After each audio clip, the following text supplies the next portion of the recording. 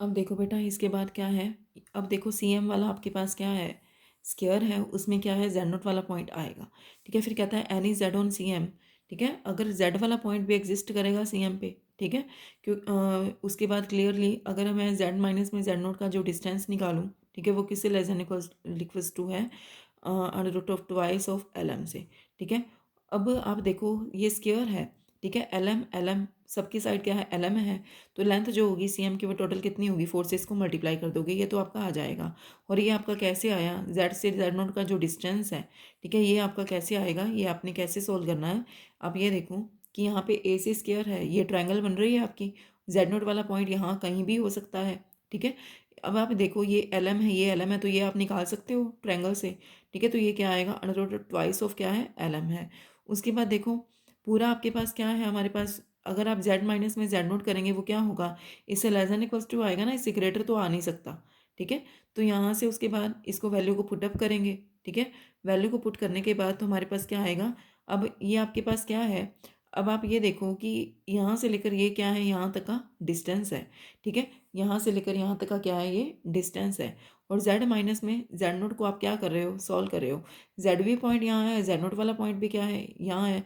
दोनों को माइनस करोगे तो ये इसकी जो लेंथ होगी, ठीक है, वो क्या मिलेगी, इससे लेस देन इक्वल्स टू मिलेगी। इसके बाद इसको वैल्यू पीछे वाली वैल्यू में पुटअप करेंगे। ठीक है, पीछे वाली वैल्यू क्या थी हमारी, एप्सिलॉन था, और mod of Z minus Z note की वैल्यू क्या है, लेस देन इक्वल्स टू का सिंबल आ जाएगा। ठीक है, तो यहाँ पे ये पड़ा है। उसके बाद डी जेड मतलब पूरी इसकी क्या है, लेंथ है। ठीक है, तो इसका जो इंटीग्रल सॉल्व करेंगे, इसकी वैल्यू आपने क्या लेनी है, 4 इंटू में लेंथ एल एम। ये क्या है, पूरे के पूरे कंटूर सी एम मतलब जिसमें कंटूर में जो आपके पार्ट्स पड़े हैं उसकी क्या है, ये लेंथ है। ठीक है, स्क्वायर की। ठीक है, तो आप इसके अबाउट क्या करें, इसको इंटीग्रेट करें, तो इसको यहाँ पे क्या करेंगे, आप लर्न करेंगे। उसके बाद क्या किसकी बात आती है, इरेगुलर रीजन की। ठीक है, इरेगुलर रीजन में जो लेंथ कंटूर की डी एन की है, वो कहता है कि 4 L N plus del N से क्या नहीं होगी, ग्रेटर नहीं होगी, आपको ध्यान में रखना है। डेल एन क्या है, length of the curve part of the D N, जहाँ पे डेल्टा एन क्या है, कर्व पार्ट ऑफ इसकी क्या है, लेंथ है। अगर आप स्क्वायर की बात करें, जैसे हमारे पास क्या है, कुछ स्क्वायर है। ठीक है, फिर क्या आपने क्या ले लिया, कर्व पार्ट ले लिया। पूरे स्क्वायर की लेंथ कितनी है, 4 इंटू में एल एम। ठीक है, पूरे स्क्वायर की लेंथ कितनी है, 4 इंटू में क्या है, एल एम है।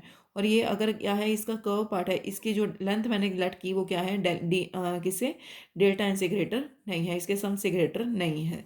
ठीक है, तो यहाँ पे इसकी जो मैंने इसकी जो लेंथ लेट की है वो क्या है, सिर्फ डेल्टा एन है।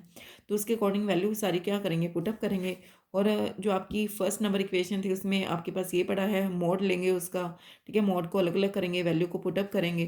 तो आपके पास क्या आएगा, यहाँ से 4 अंडर रूट 2 एप्सिलॉन को आपने बाहर लिख लिया, summation M is varies from 1 to M L M का square plus summation N varies from 1 to capital N L N का square plus epsilon under root 2।